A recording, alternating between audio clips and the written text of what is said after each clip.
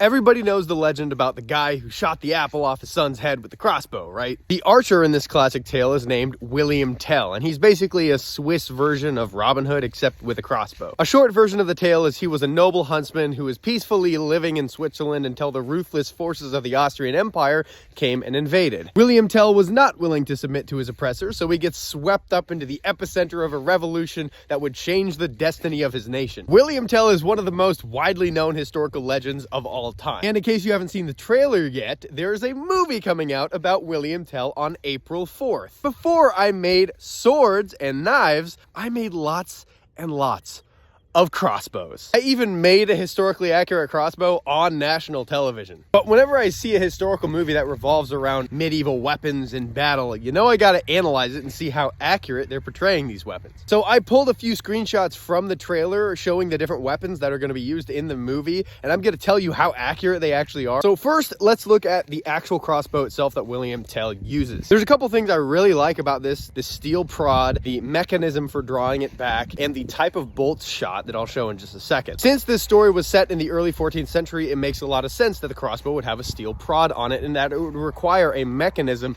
to actually draw it back. It was around this time frame where they started using steel prodded crossbows because they're much more powerful and they were able to actually make steel that had a springy effect that wouldn't just bend or snap. The next thing that I really like about the trailer's depiction of the weapons used is how not every single soldier has full armor, chainmail, and swords, as swords were much more expensive and difficult to make than something like a halberd or a spear. You can also see some period accurate spears shown right here. And here you can see a guy wearing chainmail. Now chainmail, like I said earlier, took a very long time to make and was not just a cheap alternative to plate armor. Now this character, I believe, is one of the tyrannical rulers of Austria, judging by the trailer, and so chainmail was kind of reserved for that upper class who could actually afford to buy a full suit of chainmail. Here we can see a small battalion of soldiers standing in a courtyard. The architecture is period accurate, and I like how the helmets are all period accurate as well. Here's another picture of these soldiers wearing period accurate armor and wielding spears instead of swords and axes while riding on the backs of horses, which was a very common method of warfare back in the day. And finally, we see a bolt fired from the crossbow. This bolt is almost 100% historically accurate. It's shorter with the shorter draw lengths of the steel prodded bows.